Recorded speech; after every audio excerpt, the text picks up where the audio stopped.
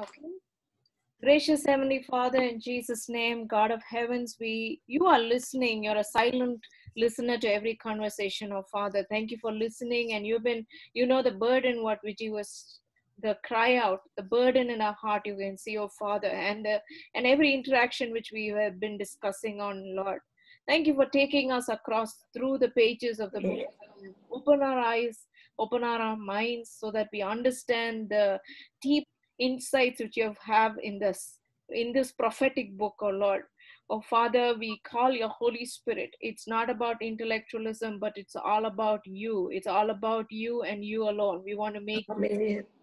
we want to make you at the center, and the purpose and the reason of why you have stitched this book in this Old Testament, and why you have kept it for discussion and understanding at this point of time, oh God.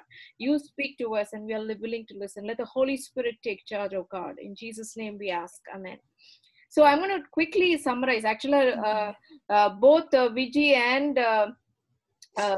Vanati has given a very broad description. Romba Alaga, I think very nicely they have given a description. We cannot afford to miss. Thanks, Vijay and Vanati, detailed study you guys have done. Thank you.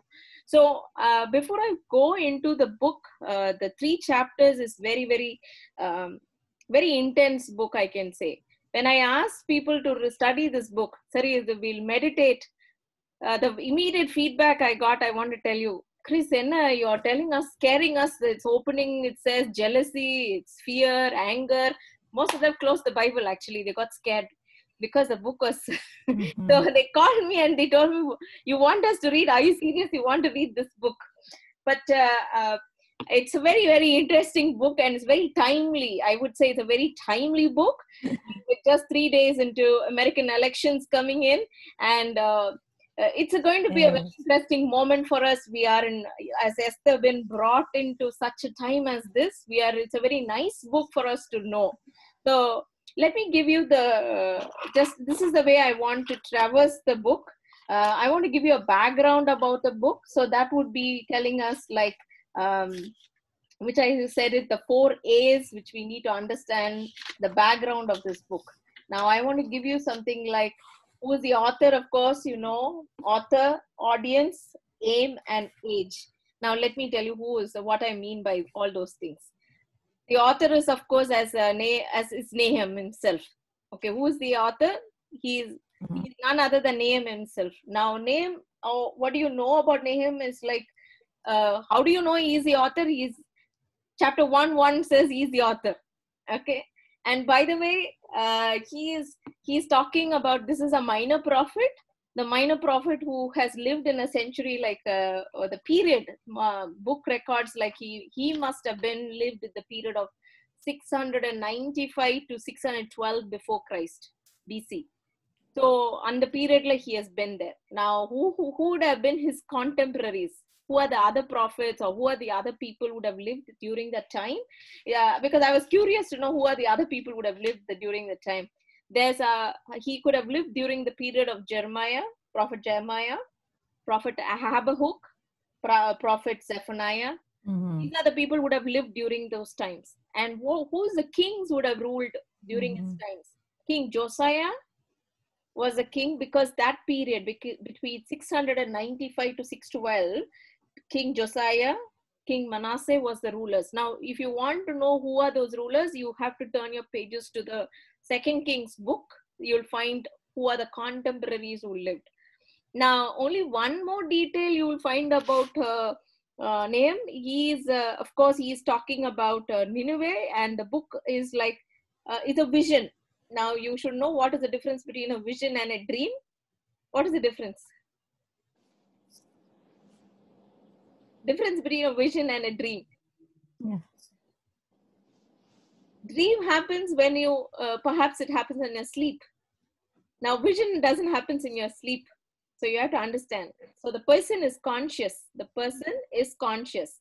So he is getting to see, if you see the expression on chapter 1, chapter 2, chapter 3, almost all the things he could see that, you know, chariots going, trotting of the horses. I mean, the expressions, they are verbs and adverbs. Like you can read in chapter 2, the galloping horses, jolting chariots, charging cavalry, flashing swords. Now, all these are some things he can see. He can also see the colors.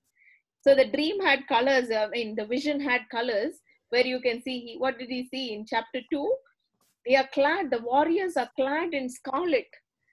So he's seeing what color uniform they are wearing, everything he can see. It's something, it's very, very visible.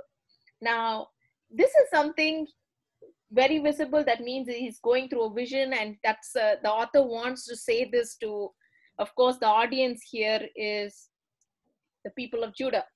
Now, who are Judah people? Now, we know after the judges, you saw the entire kingdoms get separated. Northern kingdom, southern kingdom. Rendu kingdom, mele, north and south, right? The northern kingdom is called Israel. The southern kingdom is called Judah. Now, who forms the northern kingdom? 10 tribes form northern kingdom. 2 tribes form the southern kingdom. The southern kingdom, why did the Lord called it Judah? Because the majority of the tribe, the biggest tribe that was there, which is other than the Judah, it was Benjamin. So the tribe, southern kingdom is called Judah.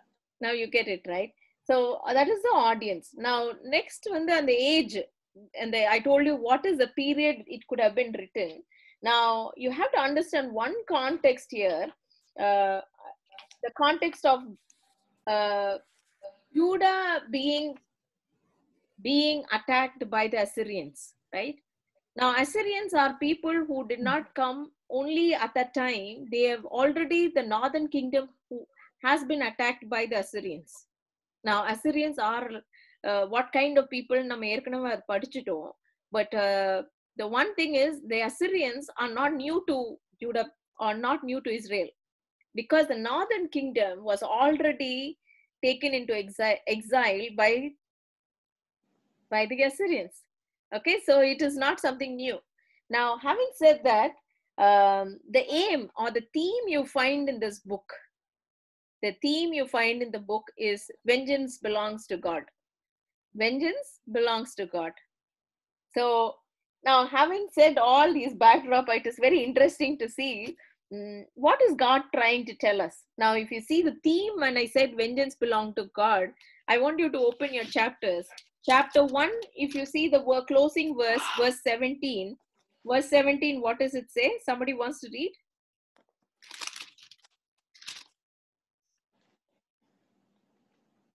Chapter 1.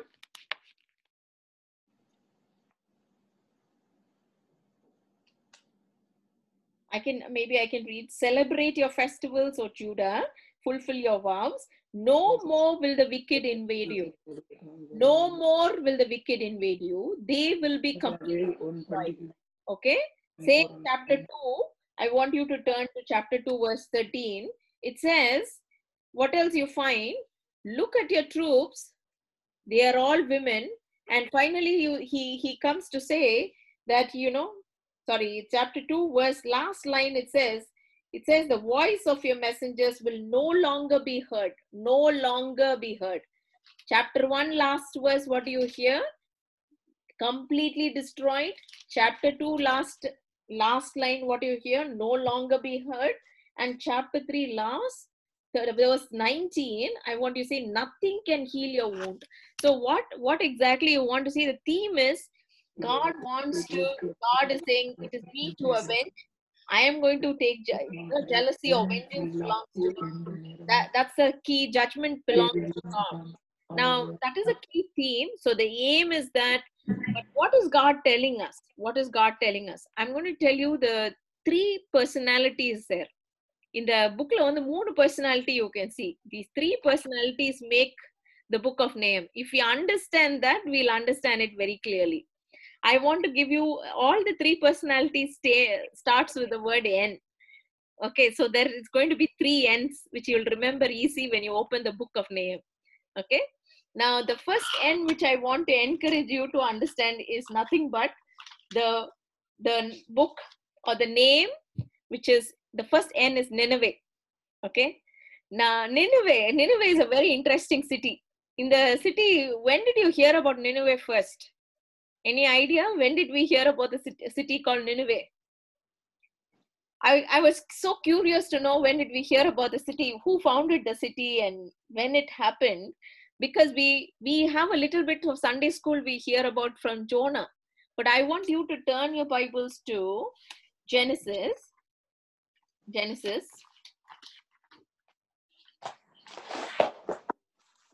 Okay.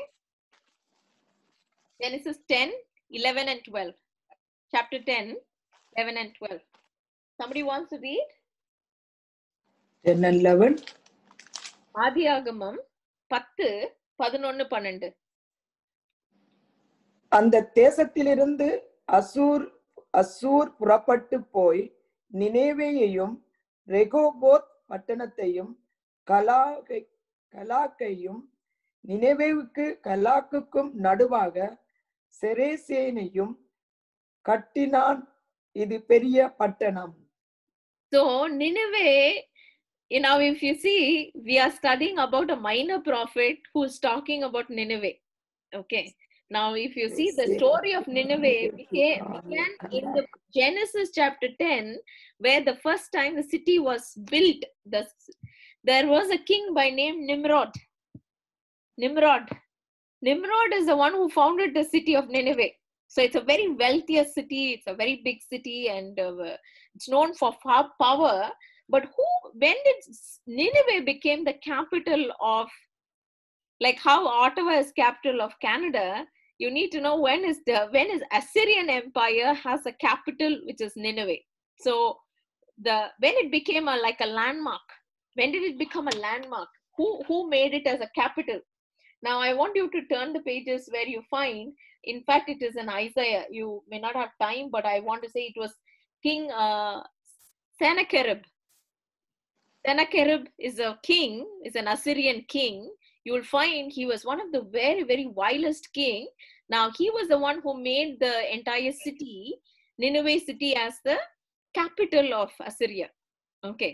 Now, having said that, you will find that it was around 669 to 627 BC. Now, this is a very important point for us to understand how this whole city is being built.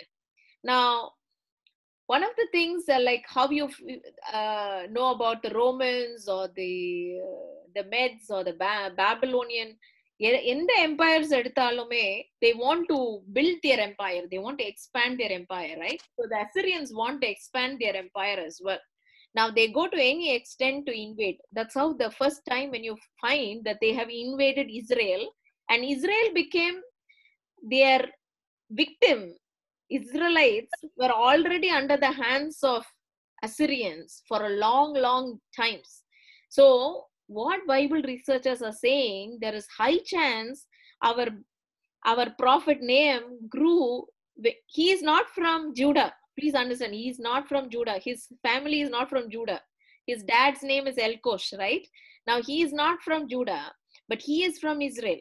Now he grew under the tyranny of the Assyrians. So he has seen the torture, the worst times of growing in an exile. It's been a worst time for him. So that's how we know as the burden for his land, burden for the entire thing. Now, why am I talking about Nineveh so much? You need to understand what is God upset with Nineveh? What is God upset with Nineveh? Now, there are three good reasons God is very angry with Nineveh. Now, I feel Nineveh is more relevant to today. It could be a Toronto city. Seriously, I'm telling you, it could be Toronto city, or it could be anything like California. It could be anywhere like the your own Bollywoods, or wherever you call it. It's any city which God can be angry with. The city which God, and it's a city you have to understand what made God so angry, and why is God so angry? Now, I want to tell you there are three things God was angry with Nineveh. Somebody wants to say something? They worship images and idols. Yeah, one is idolatry. But to rate their sin, let me tell you, there is a way to rate their sin, because there are many empires who did a lot of worse things.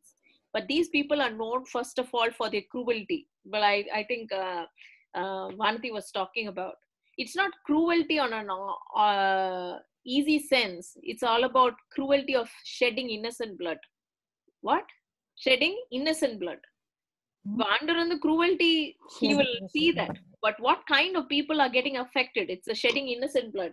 And God is very, very upset with shedding innocent blood. You know what God says? In fact, God says, you know, if you're going to shed innocent blood, I'm going to do a cleanup with you. Deuteronomy 14:11-13. Upagamam 14:11-13. What is God saying there? Shedding innocent blood. People who have not done anything.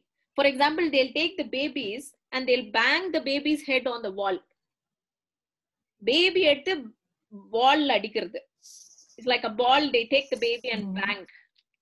And that is why 1-3, if you see many casualties, chapter 3, you can see many casualties, piles of dead, bodies without number, people stumbling over corpses. That means the horse riders are coming, dead bodies are there, and their horse is galloping and falling down because there are so many corpses, so many dead bodies. So bodies are mutilated because they don't kill somebody easily. They mutilate every part of their body, remove their nails, remove their eyes, or fry their ears or something like that. They do a lot of mutilation, dismembering. Now cruelty that is what cruelty. I want to just understand what God hates: shedding innocent blood. So I don't know whether you had a chance to take Deuteronomy chapter 14:11-13. Somebody wants to read?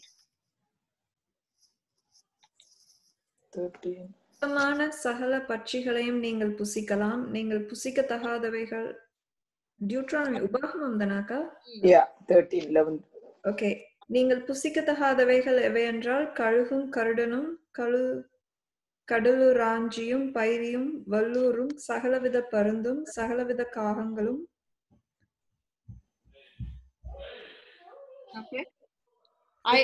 I think it is, you can see it in 2 Kings 24:4. Maybe if you're not, it's not Deuteronomy 14, it's 19. Sorry. Huh? Deuteronomy chapter 19, 11-13. I'm going to read that for you. ஒருவன் பிறனொருவனை பகைத்து அவனுக்கு பதிவிருந்து அவனுக்கு விரோதமாய் எழும்பி அவன் சாகும்படி அவனை அடித்து இந்த பட்டணங்களில் ஒன்றில் ஓடி போயிருப்பானாகில்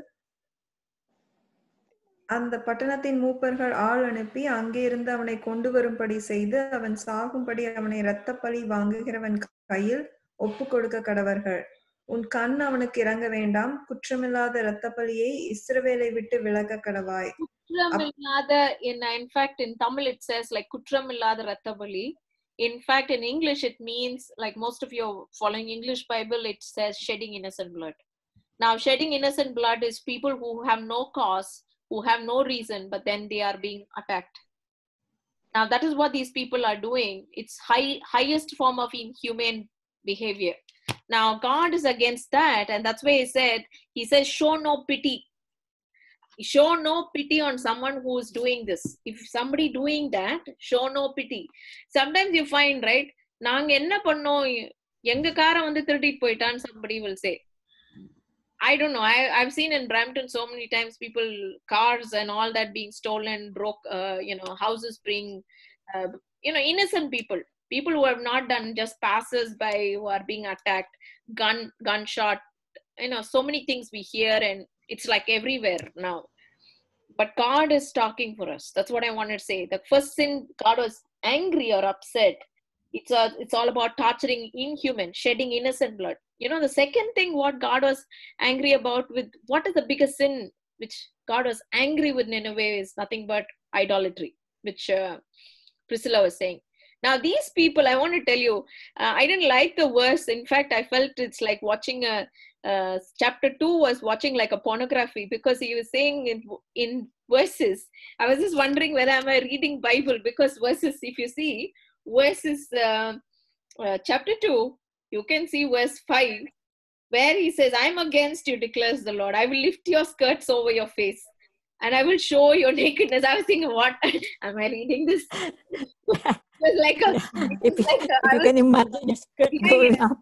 Why is he talking? He's a prophet, supposed to be seeing a vision, or a vision pakra prophet or a language. I was like, oh, it's honest. I'm just being honest. Then I was trying to understand, what is he trying to talk there?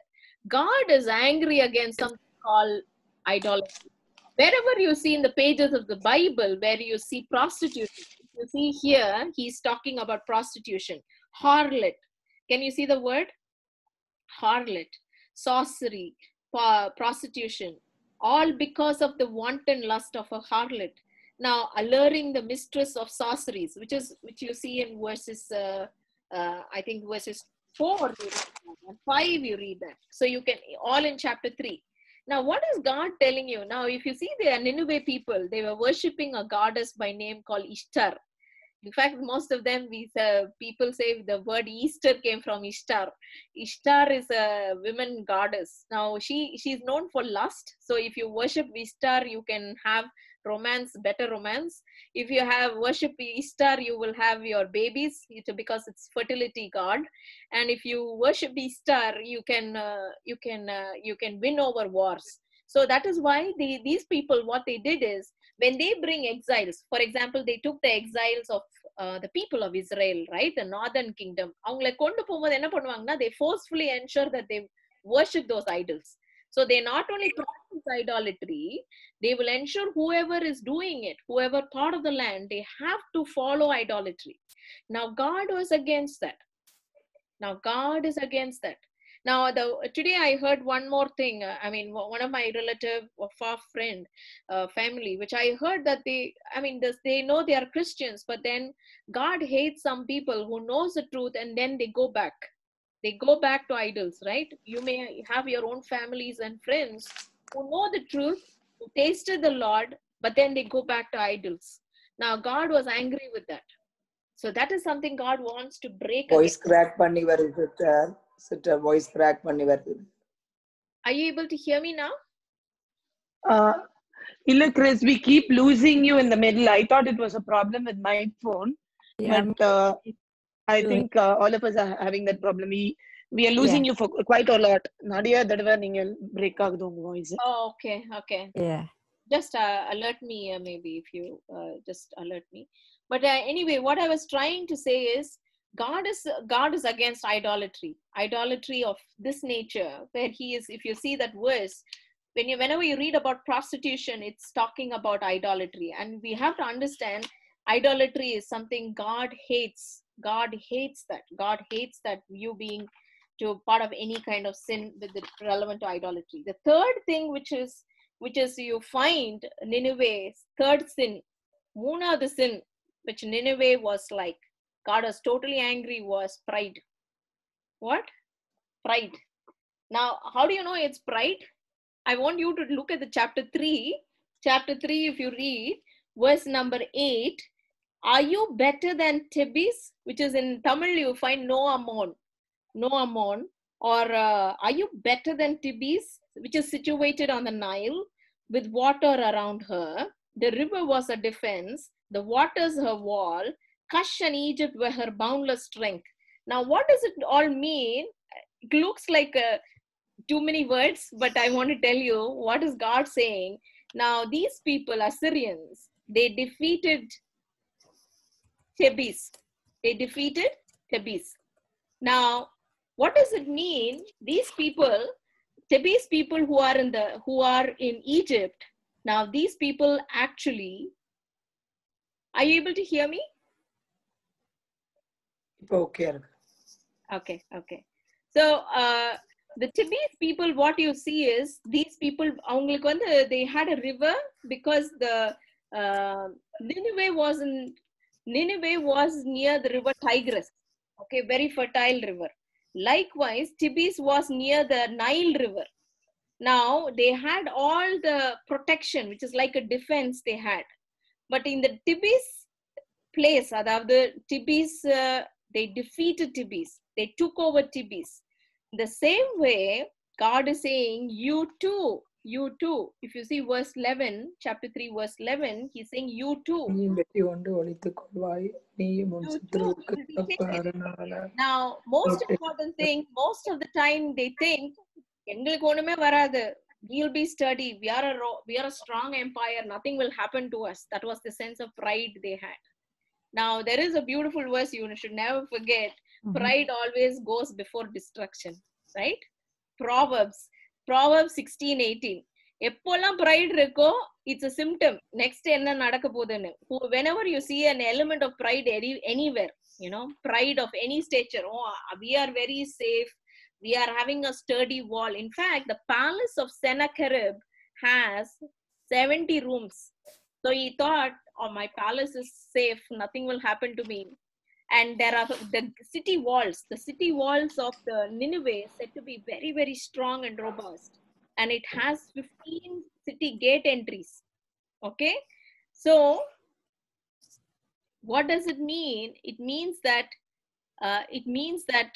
their sense of pride was very high. They thought, okay, we are very safe. Nothing will happen to us. But God is telling, pride goes before destruction. Pride goes before destruction. A haughty spirit before a fall. Proverbs 16:18. Proverbs 16:18 is very interesting. You should read that. Ada memorize பண்ணி வச்சுக்கிறது நல்லது. Okay? I'm going to move on quickly to first. It's cruelty, idolatry. Crack பண்ணு sister voice. I don't know what is the problem. விட்டு வருது sister. My internet is really good. விட்டு வருது.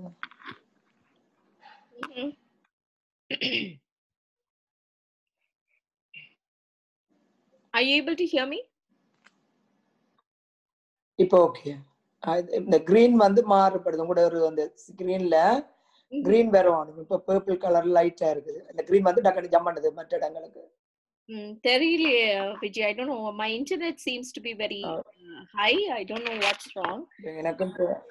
Okay, let me wrap up quickly because we don't want to lose on time. Second thing is something which I want you to keep in mind, the second N, which is nothing but name of names. ரெண்டு name மட்டும் நான் சொல்லி I just want to interpret that. What is the name of names? We worship a God who has a very big name. Okay, the first name is nothing but what you read in chapter 1 verse 2, which says the Lord is a jealous and avenging God. What do you read? The Lord is a jealous and avenging God. Now, what does jealous mean? What is meaning jealous? How can God be jealous? Is jealousy is right? What is jealousy? Now you have to understand the word jealous and the word zealous comes from the same root. Now let me repeat. The word jealous and the word zealous, Z-E-A-R. இப்போ மனுஷனோட jealous எப்படின்னா, the human jealous is like, oh, you have something, I want that. That is manly jealousy. That is full jealousy. Okay. Now, what God means, I'm a jealous God, it means God is very clear, whatever I have, I don't want that to be losing that. For example, it is my children, my people, my world. If that is being affected, God does not want it to be taken away. So what I want to say, jealousy from God's context is about what you have, which somebody wants to take it from you. You have it and somebody wants to take it from you. For example, if you ask your husband, he's very jealous of you, right? If you have your partner, for example, sometimes he takes, somebody will take this person away from me. Amen. You understand anything? Yeah. That is what God's jealousy is. It's It relates. my people. I don't want somebody to take it from me. Now, whenever somebody is jealous, they become zealous, meaning they become very enthusiastic to protect their things. ஐயோ இதை எடுத்துட்டு போயிடுவாங்களோ, யாராவது எடுத்துட்டு போயிடுவாங்க. They take off my wife, they take off my children, my Judah, my Israel. Will they take it? Now God will go to any extent to do that. That is why he's saying, if whatever you do to my children, which is Judah, I will do to you. So that is what happened to the end of Assyrians or end of the Nineveh. What happened? However they ill-treated, whatever they did to Thebes, whatever they did to Judah, it all came to them. 30, 60, 100. How you measure, so you will be measured. No difference in measurement. Exact same measure. It may take long, it may look long, but it will happen.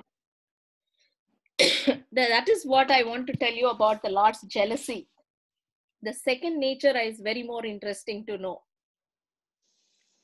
And I want to tell you, if whatever you think it is you've given to God and you want to take it back, God will not allow it. So don't ever take it. God will go to any area to make it jealous, because he's jealous for that. God is jealous of your time. God is jealous of your talent.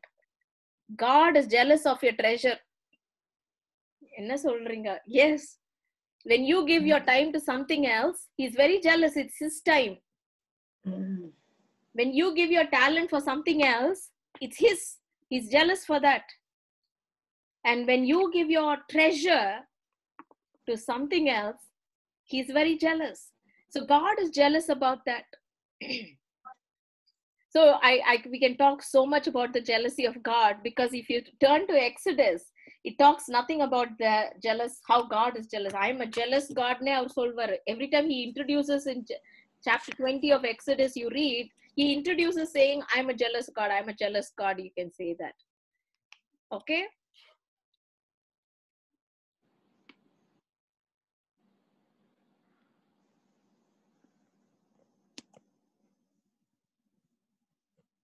Okay.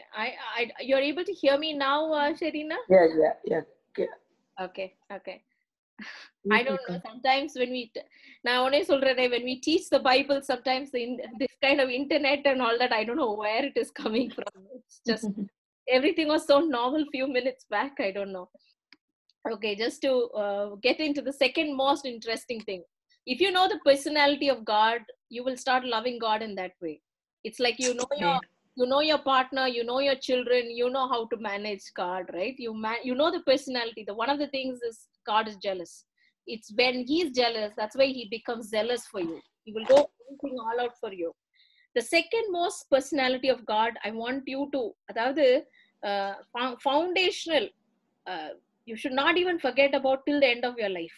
Even if we don't miss anything in life, this particular truth about God you should not miss, which is nothing but chapter 1 verse 7. Chapter 1 verse 7.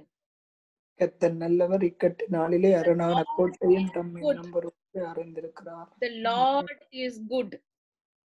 Why? He doesn't change. How a bad thing come from bad things happen from a good God? Why bad things happen to good people? Why bad things happen to good people? Have you wondered that? The Lord is good. How can a good God allow bad things? I'm getting disease. Two people died in corona in our house. If I say all this, it's bad things. Bad things happen, so I'm a good person. Why it have bad things happened?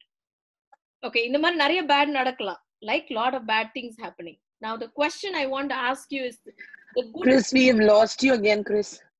Oh, I really don't know one thing what's happening. Clear. Okay, let me. I see it's like it's very, very supernaturally happening, because everything the internet was fine, suddenly it's not showing up. Okay, let me say this very quickly. Lord is good. Okay, why bad things happening? Amen. Now a lot of bad things has happened in your life. Now I am asking the second question. Why bad things happen to you? If God is good, why bad things happen to you? Now keep thinking about it. Now, if you want to understand the goodness of God, you have to understand the two personalities of God. Now, I don't have time, but I want you to read 1 John. Now, 1 Johnல நீங்க வாசிச்சீங்கன்னா 1 Johnல வந்து if you read 1 John, chapter 1 says, Lord is light. என்னது? Chapter 1 says, Lord is light. Chapter 4, 1 John, chapter 4 says, Lord is love. Lord is light, Lord is love. Now, typically I say one more thing you find. God says, Romans 11 and 22. Romans 11:22. What do you see? God is kind and stern. Vanati brought this up actually. God is a judge and love sonanga. But you find God is kind and stern. God is love and light. Now, what do you mean by that? It's a balance. Whenever there is love, it's a different expression, right? You can see the good, God is good, you say. But whenever there is God is light, the light can burn darkness. Whenever there is darkness, whenever there is sin, it burns off, right? So God is against darkness. Now, let me give an example. How do you understand love and light? Ida eppadi alaga understand panikkiradhukku paakradhukku, I would encourage you to turn to Jonah. Jonah, last verse of Jonah, there it finishes with a question mark. Please read Jonah, last verse. It finishes with a question. What do you see? Should I not be concerned? Jonah, last chapter 4. Should I not be concerned? Should I not be concerned about which city? Nineveh.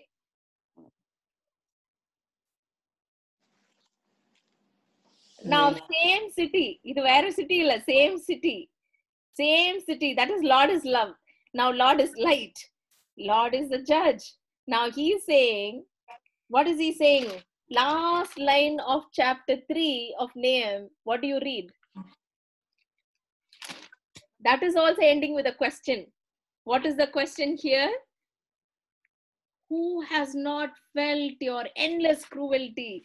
Who has not felt your endless cruelty? He is a light. So in the rendu balance, I tell you, in Christian maturity, you have to understand that. If you don't understand that, you will not able to understand the goodness of God. Now, this entire component or the quality of God is good. When we don't strike a balance between these two, we lose the goodness of God. So we make wrong decisions. Now, let me explain to you how do you understand. Now, this Lord is light, Lord is love operates in a very in a personal platform. Now, let me tell you what is personal. God is a very personal God. God is not just a universal God. He is very personal. God is personal to Marlene. God is personal to Vijay, personal to Prissy. The way God operates to each of you is very personal because he wants to relate in a relationship with you. He doesn't operate in a fatalistic mentality. Another fatalistic. I somehow think we are all somewhere, we are from a heathen background. We think we learn a lot of things from Hindus, right? We take some belief systems from there. Sorry to say that, but somewhere we have taken from them lot of Hindu practices. One of the Hindu or other away from the Bible practices. One other practice from the Hindu, which we have put it on the Bible or on the personality of God, or especially on Lord is good. For example, we say, this is fatalistic mentality. The Talavidhi solvangla, you know, what is Talavidhi? Fate. For people in English, I want to say it's fate mentality. What they say, oh, whatever happens to me has happened to me. It is all written. It is all happened. So therefore, it's fixed mentality. Now, I want to tell you that's not from the Bible. Okay, it's not from the Bible. That's from a Hindu doxology. Now, you have to, why I say, because God doesn't operate that. Our God is a God who operates. I want you to understand that he operates so beautifully. Let's take the city of Nineveh, and how he beautifully changes that. You have to go to Jeremiah 18, chapter 18, 7 and 10. I'm going to read that for you. After Jeremiah comes after Isaiah. So chapter 18. Chapter 18, if you can by heart memorize panikta, it's very nice verse, powerful verse actually. It was an eye opener to me, and I want to share that to you.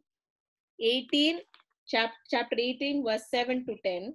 You want to read? Somebody wants to read 7 to 10? 18, 7 to 10.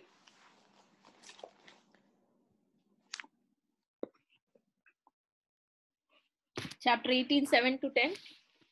The instant I speak concerning a nation and concerning a kingdom to pluck up, to pull down, and to destroy it, if that nation against whom I have spoken turns from its evil. Nation, let me hold on, Monica. If that nation, if that nation, what do they do? Go on. Against whom I have spoken turns from its evil. Turns from its evil. I will relent of the disaster that I thought to bring upon it. I will relent. Let me put it. If God has planned something, right? That's what the verse 7 and 8 and 9 and 10 says. If that nation repents, I will relent. It's simple formula. When somebody repents, he relents. Whenever somebody repents, he relents. Nineveh repented, he relented. 100 years back, 150 years back, in fact. Jonah came 150 years back. Same Nineveh, repented, God wanted to destroy, repented, and God relented. Now, same thing, he's also slow to anger. Now, in the King Sennacherib, who was during the period of 695 BC, after 150 years, he tried to repent. He tried to do everything. It was too late. Now, the moral of the story, what I'm trying to say, coming to the fixed mentality, God, you cannot do anything about your past. Your past is over. But your future is based on your responses to his command. For example, God has given us commands. God has given us choices as well. Choices to obey or disobey. Choices to accept or to throw. It's like if I can say in the downtown everybody knows it's your choice. So God respects the sense of choice. There's nothing called fatal end. That's what I want to tell you. Of course, he's a sovereign God. He knows the end from your beginning, but he also respects your choices. God, that is why Adam and Eve had a choice. Choice கொடுத்தார், நீ சாப்பிட்டா சாப்பிடு, சாப்பிடாட்டி இருந்தா சொன்னாரு. So God respects the sense of will in each one of us. Now, what I want to encourage you today is, every day, whatever you pray, I don't know, but you pray for one thing. Show me your ways, O Lord. Teach me your path. Guide me in your truth and teach. Show me your will. Yeah, Lord's Prayer is saying, lead us not into temptation. Show us your will. He just says that, right? Show us your will. So we need to ask for it. Lord, let my will be according to you. Let my choices, let my decisions be absolutely in yours, because Lord is good. Lord is also light, if you want to understand the light and the love. Okay, coming to the final one, which I want to tell you is, which is nothing but the third end, Nahum itself. The word Nahum, the prophet named Nahum, is known for something. His name means comfort. What? His name means comfort. Why he was called comfort? Because as a teenager, as an adolescent, he grew in Israel. But then when he was talking about this prophetic message, he's giving it to the people of Judah, which is the southern kingdom. Now he was talking, if you see the entire prophetic message, one side he is talking to Judah, one side he is talking to Nineveh. So on the Hebrew, if you happen to read the book of Nahum in a Hebrew, you will understand it's like an acrostic. You will read in one is to Judah, the next verse is to Nineveh. Judah, Nineveh. So whenever he was talking to Nineveh, that's where you find, what does he says? Lord is good. The Lord is good, he's talking about. When he's talking to Nineveh, you find he's saying the Lord is a jealous God, an avenging God. And he's talking, you feel it's like comes over and over. And he wants to reiterate, if you see, he's talking about comfort. Now, he's saying second time, I will not give you a chance.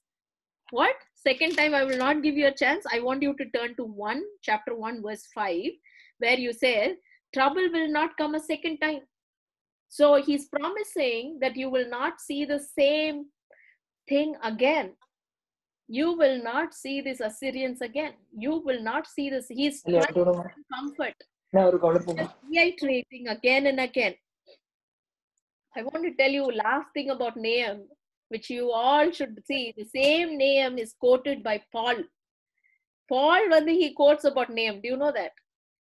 Isaiah quotes about Nahum. Not about his mouth, not about his anything else, not about any part of the body.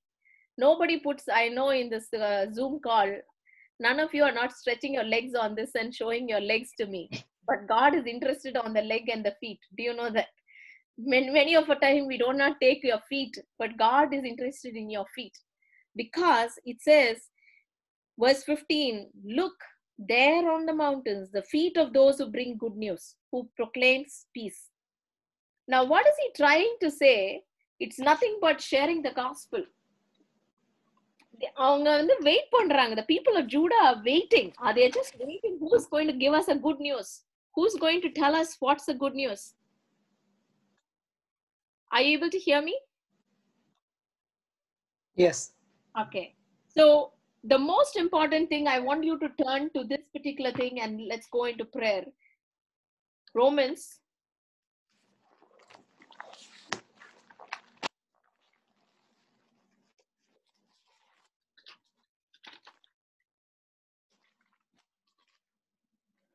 How beautiful are the feet who bring good news. I'm just trying to give the verse for you so that it's easy. Romans chapter 8.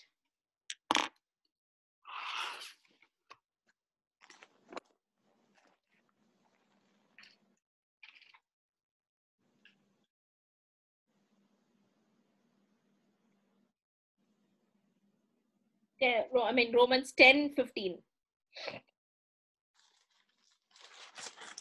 Romans 10:15. அனுப்பப்படாவிட்டால் எப்படி பிரசங்கிப்பார்கள்? சமாதானத்தை கூறி நற்காரியங்களை சுவிசேஷமாய் அறிவிக்கிறவர்களுடைய பாதங்கள் எவ்வளவு அழகானவைகள் என்று எழுதியிருக்கிறதே. நம்மளுக்கு வந்து pedicure பண்ணனும். In Canada people don't do much of pedicure because most of the time they are wearing socks. But that doesn't mean you do not need a pedicure. So just wearing a socks and covering doesn't mean you do not need a pedicure. But God is interested in a pedicure, right? Now, whose feet is beautiful? Let me tell you. You may think a pedicure can make your legs or your feet beautiful, but nothing like sharing the gospel to somebody. Ayyo, Nana, how can I go and share about Jesus? Oh, I tell you today, the same Halloween last year, we were around covered 60 houses with trick or treat with the John's Gospel. I regret today this Halloween we are not able to do because of the COVID. But what I'm trying to say, make use of every opportunity, because God talks about beautiful is the feet. Because the people of Judah, the people today, the people of Toronto are affected with idolatry, affected with innocent school children. I tell you, innocent school children, nammaloda public school children are being taken for pride. They are taught about pride. They are taught about LGBTQ+2, whatever. I think it'll go to Z also. But I'm trying to say you have to understand the intensity. We are in a typical Nineveh right now. But what is our response? God is looking out for beautiful feet. Today, I want to encourage you. Are we having beautiful feet? The feet that rushes for the gospel. It is nothing but Romans 10:15. I just want to read that Romans 10:15. Lord, if my legs are not beautiful because of now I'm not rushing to say the gospel, how beautiful are the feet of those who bring good news? How beautiful are it's only people who bring good news, huh? Good news is nothing but the gospel. What is the gospel? Jesus died for you and he is rose again and he is going to come back. I just want to close with one thought and then leave it with you. 2 days back, one of the guy came on I think he came on LinkedIn and he said, அவர் வந்து he just say it's by God's grace he wrote. It's a Hindu name, some Aravind was his name. Okay, now God's grace, no, I thought maybe he is born again, I thought. Okay, now very rarely people would on a professional platform to say about God, good news. But then I asked him, because he said God's grace, I thought I should get the courage to ask him, are you born again? I asked. Now he said, I just asked him because I thought I should ask you, because I felt in my spirit I should ask you. எனக்கு பயம் அடுத்த வாட்டி அவன் போயிட்டு என்னோட பேஜ்ல ஏதாவது கிறுக்கி விடுவான் ஏதாவது. But then you know what he wrote to me? I know what is born again. I don't even know what you're talking about. He's sounding very professional from West Coast. He's BC, I think. So then I told him. Then I told him, don't you know about Nicodemus who went and met Jesus? I'm talking about that born again. Reference la potamche. So what I'm trying to say is, today is interested to know more about the Lord. What I want to tell you is, find channels to share about Jesus. Amen. Your legs need to be beautiful. If your legs are not clean, pedicure cannot solve the problem. It's much more than that. And you need to rush, and you need to find way, and you need to say the salvation of it. Because Judah needed him, and we need to be there. We are here for this Nineveh, which is this Trona city. Your feet is the apt feet. You are not here just by accident. You are here with a purpose. Left to you, right to you, there is a neighbor. I don't know whether your feet ran to that distance. It doesn't need a half a kilometer to run. Left, unga backyard பக்கத்துல திரும்பணும்னு ஒருத்தங்க இருக்காங்க. Have your feet rushed there? First check that. Beautiful are the feet. God of heavens, in Jesus' name, Lord, we humble ourselves. Have we wasted any time of not using our feet? How beautiful are the feet on the mountains, you said, to rush and share peace. To the same Nineveh, O Lord, today our Trona city needs that. You have kept us as salt and light. If we have faltered, forgive us, O Father. Talk to us, O Lord. Give us opportunity to stand for you and share the gift of salvation to many. Thank you, God. In Jesus' name we ask. Amen. Amen.